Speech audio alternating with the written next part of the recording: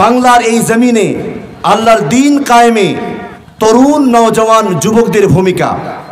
কারণ আল্লাহর এই জমিনে উত্থান পতনের ধারাবাহিকতায় যত বৈপ্লবিক পরিবর্তন ঘটিত হয়েছে তার সবটার পিছনে রয়েছে কারা? তরুণ নওজওয়ান এবং যুবকরাই রয়েছে। 52-র ভাষা আন্দোলন, ৭১-এর স্বাধীনতা যুদ্ধ, ২৪-এর গণ অভ্যুত্থান, সব কিছুর পিছনে রয়েছে কারা? বলেন না সবাই? তরুণ নওজওয়ান এবং যুবকরাই রয়েছে। আউযু বিল্লাহি মিনাশ শাইতানির রাজীম। বিসমিল্লাহির রহমানির রহিম। নাহনু নাকুসসু আলাইকা নাবাহুম বিল হক ইন্নাহুম ফিতয়াতুন আমানু বিরাব্বিহিম ওয়াজিদনাহুম সাদাকাল্লাহু মাওলানাল আযীম ওয়া সাদাকা রাসূলুহুন নাবিয়ুল কারীম ওয়া নাহনু আলা যালিকা মিনাশ শাহিদিন ওয়াশ শাকিরিন ওয়ালহামদুলিল্লাহি রাব্বিল আলামিন। আলহামদুলিল্লাহ। আমরা শুরুতেই বিশাল আকাশ, বিস্তীর্ণ জমিন, পাহাড় পর্বত, সাগর নগর, কুল কায়নাতের মালিক যিনি, সে আল্লাহ রব্বুল ইজ্জত ওয়াল জালাল, তার দরবারে আলিশানে লাখো কোটি শুকরিয়া আদায় করছি যে আল্লাহ রব্বুল আলামিন তার সৃষ্টির অন্যতম একটি কুদরত, গ্রীষ্মের পরেই শীতের আগমনীতে জনজীবন যখন বিপর্যস্ত, ঠিক সেই মুহূর্তে আল্লাহ তাবারক ওয়া তাআলা দিনের বেলায় পূর্ব দিগন্তে সূর্য উদ্ভাসিত করে আমাদের শীত নিবারণের ব্যবস্থার উপায় সৃষ্টি করে যে আল্লাহ পাক আজকের এই মুতাবাররক পূর্ণ এই মাহফিলে একত্রিত হবার তৌফিক এনায়েত করেছেন, সে আল্লাহ পাকের দরবারে সকলে বলছি আলহামদুলিল্লাহ। সকলে বলি রব্বানা লাকাল হামদ হামদান কাসীরান তাইয়্যিবান মুবারাকান ফি। আলহামদুলিল্লাহ। বাইতুল মুকাদ্দাস বিবি আসিয়া মহিলা কওমি মাদ্রাসা ও নুরানি কিন্ডারগার্টেন মাদ্রাসার উদ্যোগে আয়োজিত এবং সেই সাথে সহযোগী সংশ্লিষ্ট অত্র এলাকার তরুণ নওজওয়ান যুবক কর্তৃক আয়োজিত আজকের এই বরকতপূর্ণ মাহফিলে যে আল্লাহ পাক আমাদেরকে একত্রিত হবার সুযোগ এনায়েত করেছেন, সে মালিকের দরবারে আরেকবার বলছি আলহামদুলিল্লাহ। প্রিয় ভাই সব, আজকে এই মাহফিল পর্যন্ত আসার আগ মুহূর্ত পর্যন্ত বিভিন্ন জায়গায় যতদূর চোখ যায় শুধুমাত্র একটা বিষয়ই দৃষ্টিগোচর হয়, চারদিকে শুধু তরুণ আর তরুণ, যুবক আর যুবক। আমার ভাইয়েরা, এই তরুণ এবং যুবক তাদের অবদানই কিন্তু ইসলামের জন্য অনেক বেশি। আর আমি আপনাদের সম্মুখে যে আয়াতে কারিমা তেলাওয়াত করেছি, তেলাওয়াতকৃত আয়াতে কারিমার মূল বক্তব্যই হলো বাংলার এই জমিনে আল্লাহর দ্বীন কায়েমে তরুণ নওজওয়ান যুবকদের ভূমিকা। কারণ আল্লাহর এই জমিনে উত্থান পতনের ধারাবাহিকতায় যত বৈপ্লবিক পরিবর্তন ঘটিত হয়েছে তার সবটার পিছনে রয়েছে কারা? তরুণ নওজওয়ান এবং যুবকরাই রয়েছে। 52-র ভাষা আন্দোলন, ৭১-এর স্বাধীনতা যুদ্ধ, ২৪-এর গণ অভ্যুত্থান, সব কিছুর পিছনে রয়েছে কারা? বলেন না সবাই? তরুণ নওজওয়ান এবং যুবকরাই রয়েছে। তাই যুগে যুগে ইসলামের প্রতি যুবকদের অবদান সবচাইতে বেশি, সব যুগেই ছিল। প্রিয় ভাই সব, এজন্য যুবকরা যদি জাগে তাহলে নাস্তিক মুরতাদ বেঈমানরা অলস ঘুমে আচ্ছন্ন হয়ে যাবে। আর যুবকরা যদি ঘুমিয়ে পড়ে, নাস্তিক মুরতাদ এবং বেঈমানরা মানুষের ঈমানকে হরণ করার সুযোগ পাবে। ঠিক কিনা বলুন? এই জন্য জাগতে হবে কাদেরকে? সবাইকে জাগতে হবে। জাগবো তো ইনশাআল্লাহ। রাত কেটেছে স্বপ্নে বিভোর, দিন কেটেছে ভাবতে, স্বপ্নে বিভোর, দিন কেটেছে ভাবতে, কতটা সময় লাগবে তোমার দিনের পথে নামতে, দিনের পথে নামতে।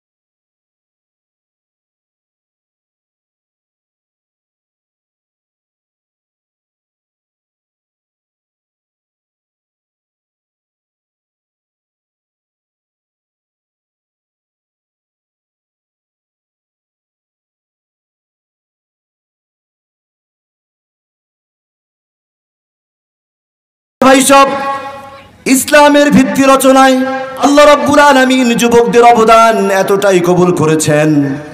ইসলামের ইতিহাসে সর্বপ্রথম যে মানুষটা প্রথম ইসলাম কবুল করলেন তার নাম হলো সিদ্দিক আকবর। তিনি যখন ইসলাম কবুল করলেন তার বয়স হলো 37 বছর। হযরতে উমর ফারুক রাদিয়াল্লাহু তাআলা আনহু যখন ইসলাম কবুল করলেন তার বয়স হলো 26 বছর।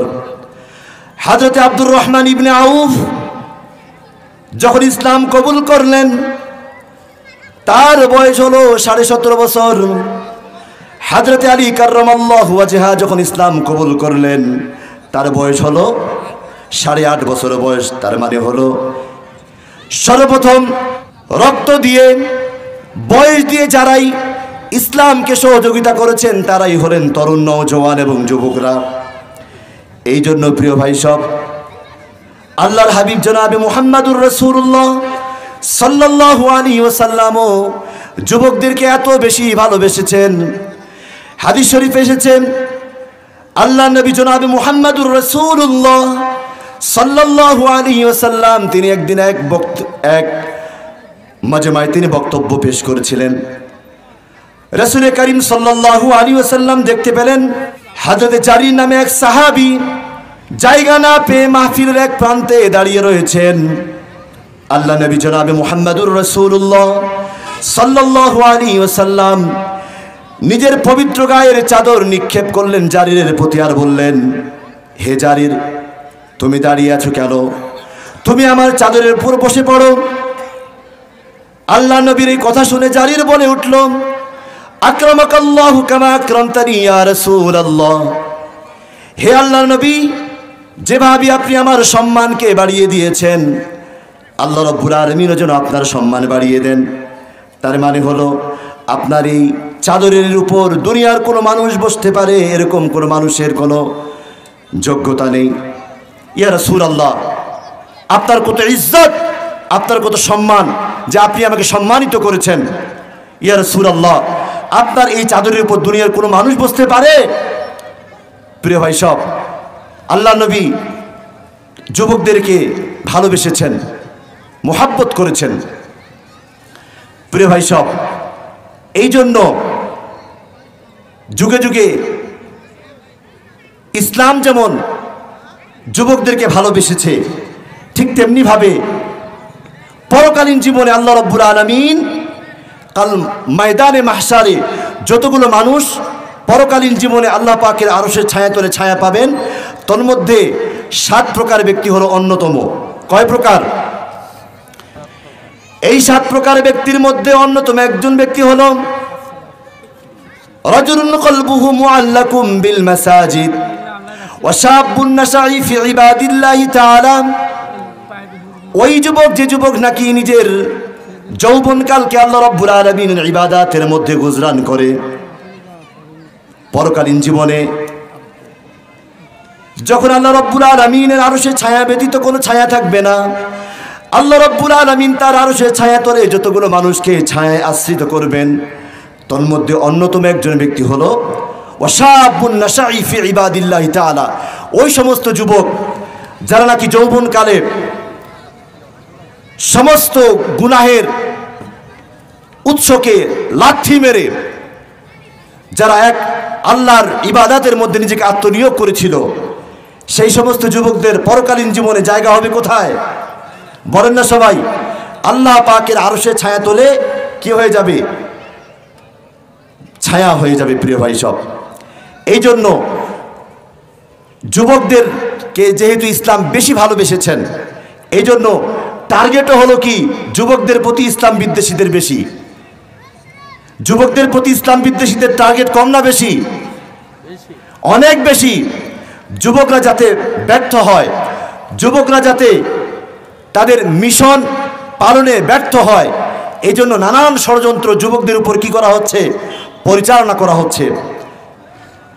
যুবকদের প্রতি যতগুলো ষড়যন্ত্র পরিচালনা করা হচ্ছে, তন্মধ্যে যুবকদেরকে মারাত্মকভাবে আক্রান্ত করবার জন্য যে জিনিসটি ব্যবহার করা হচ্ছে সেটি হলো মোবাইল।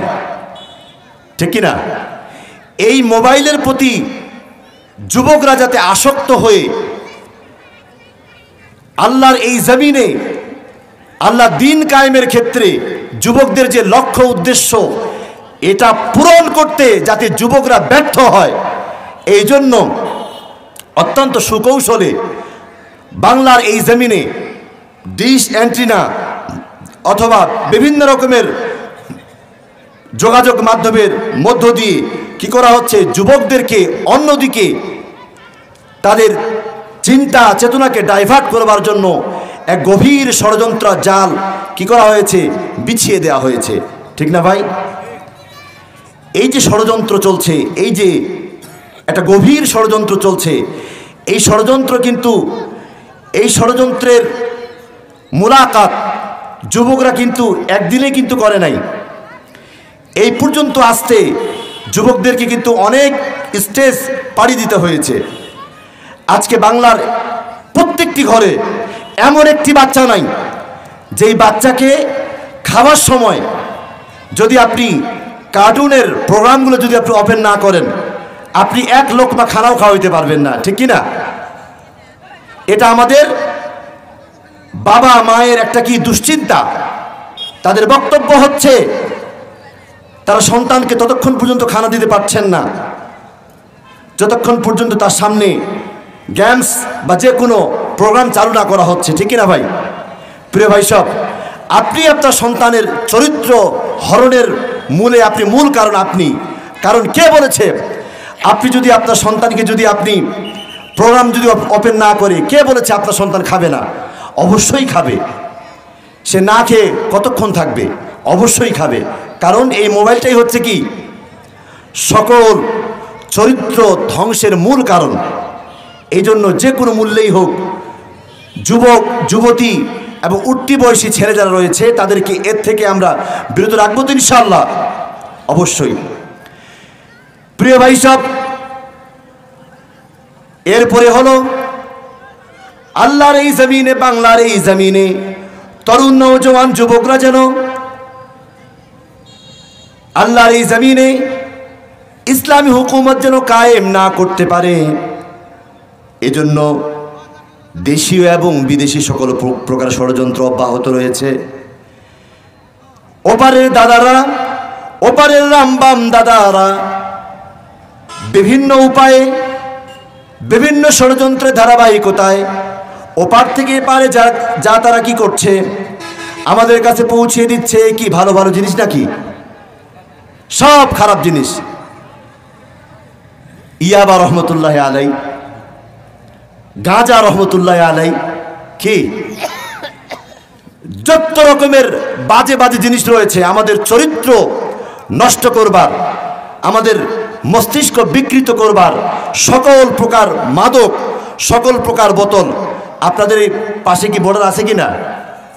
এই পাশের এই বর্ডার থেকে কি করা হচ্ছে? আমদানি করা হচ্ছে, ঠিক কি না?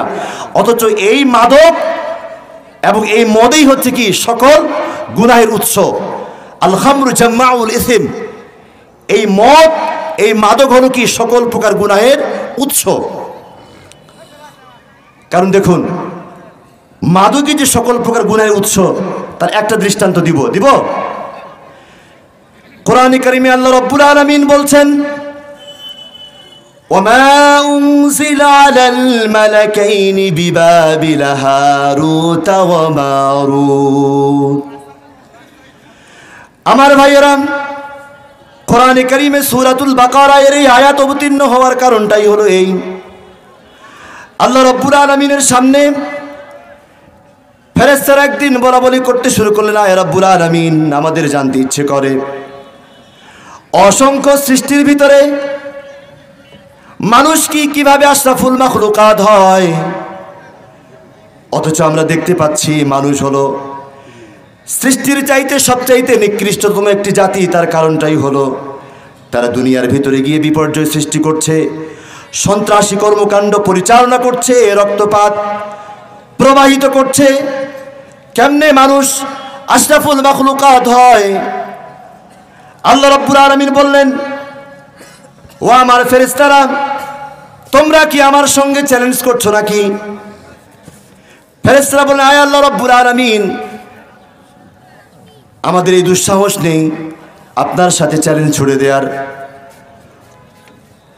তবে আপনি যদি অনুমতি দেন আমরা দেখতে চাই অসংখ্য সৃষ্টির ভিতরে মানুষ কিরকম সৃষ্টিজীব হয়, আমরা দেখতে চাই। আল্লাহ পাক বললেন, তাই নাকি? যদি দেখতে চাও তাহলে একটা কাজ করো,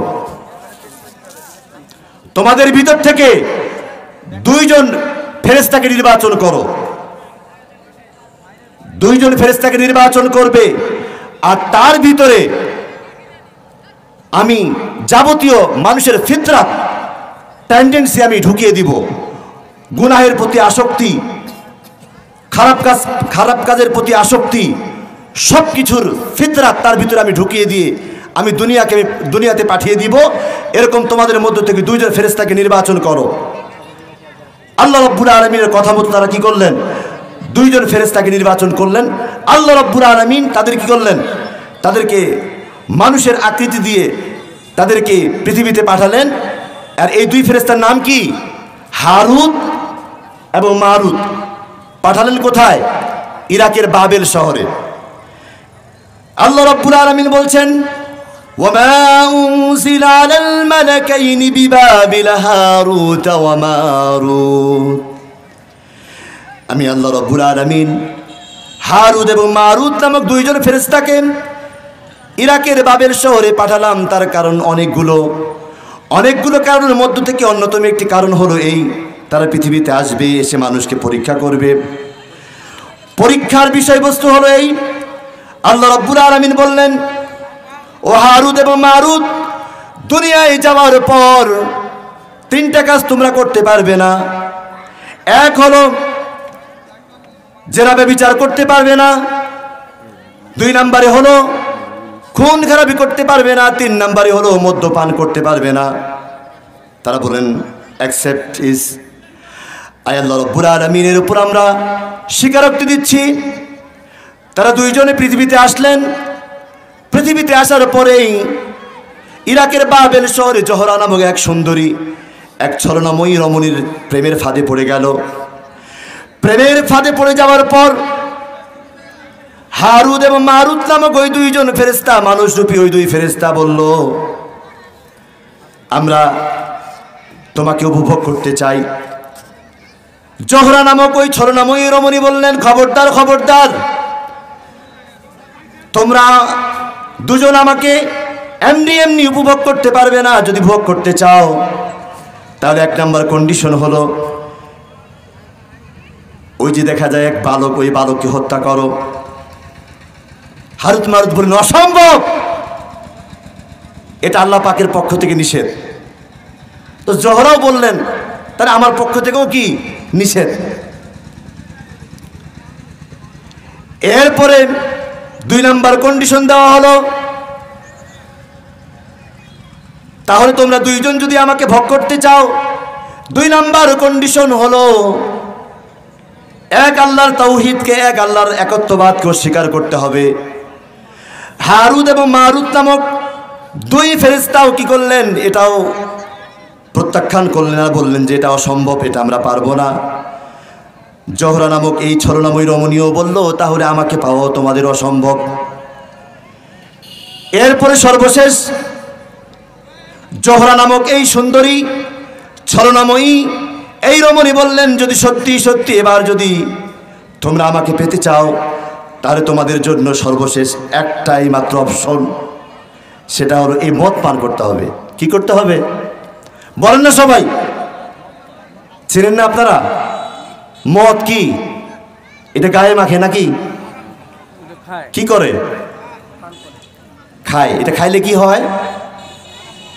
বিনা ভোটে চেয়ারম্যান হওয়া যায়, বিনা ভোটে কি হওয়া যায়? এমপি হওয়া যায়। দেখেন না মধ্যরাতে, হ্যাঁ অমুকের বাপ, হ্যাঁ এর কোনো পরিচয় নাই, কিন্তু হঠাৎ একটা বোতল খাইছে। একটা চেয়ারম্যানের যে পাওয়ার নাই, হ্যাঁ একটা মেম্বারের যে পাওয়ার নাই, দেখবেন ওই আপনাদের খানসামা ওই বাজারে খাইছে 1 বোতল, আর এই মোড় পর্যন্ত এসে কি সমানে এমন তার দাপট, এমন চিৎকার, ঠিক না? তো মদ হলো সেই জিনিস যেটা কি বিনা ভোটেই মাঝে মধ্যে কি হওয়া যায়? চেয়ারম্যান হওয়া যায়। প্রিয় ভাই সব, তখন কি করলো ওই হারুত মারুত নামক এই 2 ফেরেশতা কি করলো? তারা দুজনেই তারা সিদ্ধান্ত নিলেন, যেহেতু মানুষ হত্যা করা সবচাইতে বড় গুনাহ, আল্লাহ পাককে অস্বীকার করা যেহেতু সবচাইতে বড় গুনাহ, তাহলে একটা কাজ করি, মদ খাওয়া তো সিম্পল একটা বিষয়, তাহলে এটাই কাজ করি, এই মদটাই আমরা খেয়ে নিই, তাহলে আমরা কি করতে পারি? এই মেয়েকে আমরা এনজয় করতে পারবো। এবার তারা কি করলো? দুইজনেই মদ পান করলেন। মদ পান করার পর তারা কি হয়ে গেল? সেন্সলেস হয়ে গেলেন, বেহুশ হয়ে গেল। বেহুশ হওয়ার পর তারা প্রথমে কি করলো? ওই বালক, যে বালককে টার্গেট করা হয়েছিল, ওই বালককে হত্যা করলো। এরপরে 2 নম্বরে যেটা তারা দুইজন অস্বীকার করেছিল, সে আল্লাহ রাব্বুল আলামিনকেও তারা অস্বীকার করলো। এবং সর্বশেষ আল্লাহ রাব্বুল আলামিন যেটা বলেছিলেন, দুনিয়ায় যাওয়ার পর তোমরা কি করতে পারবে না? জেনা এবং ব্যভিচারে লিপ্ত হতে পারবে না। পরিশেষে তারা কি করলো? ওই মদ পান করার কারণে তারা ওই নিষিদ্ধ কাজ, যে কাজ আল্লাহ রাব্বুল আলামিন কি করেছিলেন? নিষেধ করেছিলেন, সেই কাজের ভিতরে তারা কি হয়ে গেল? ইনভলভ হয়ে গেল। কিসের মাধ্যমে?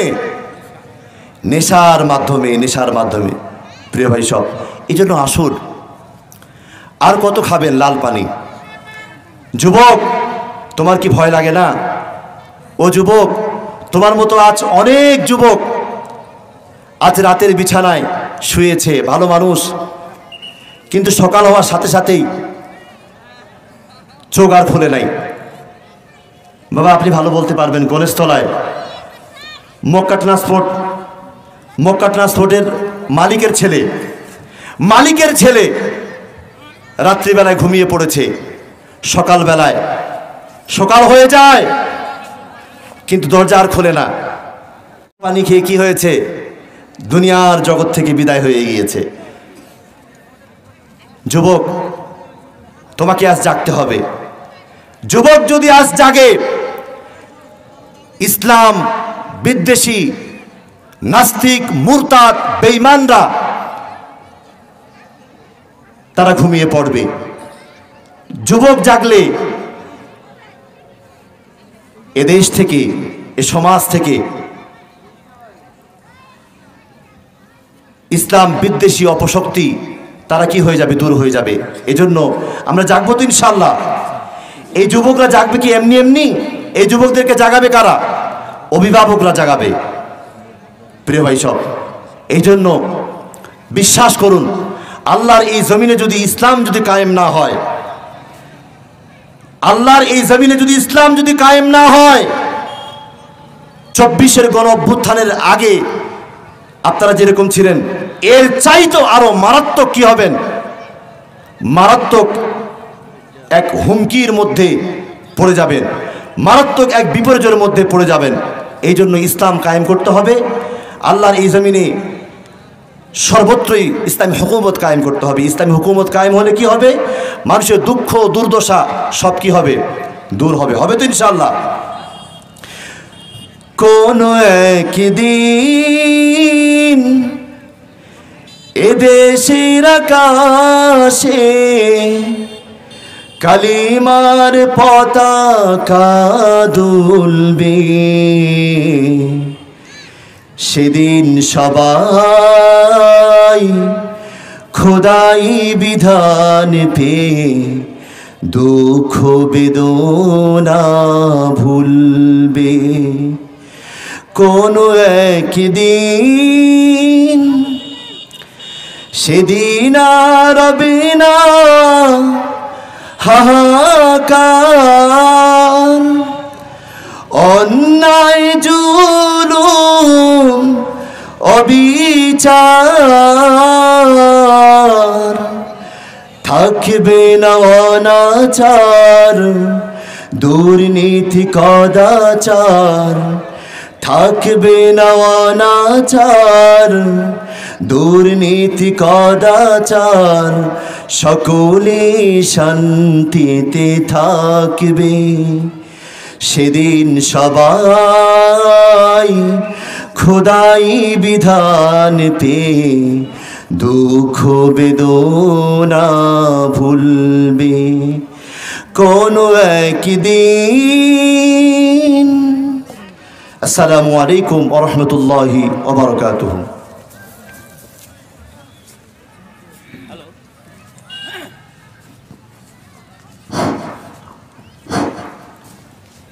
সম্মানিত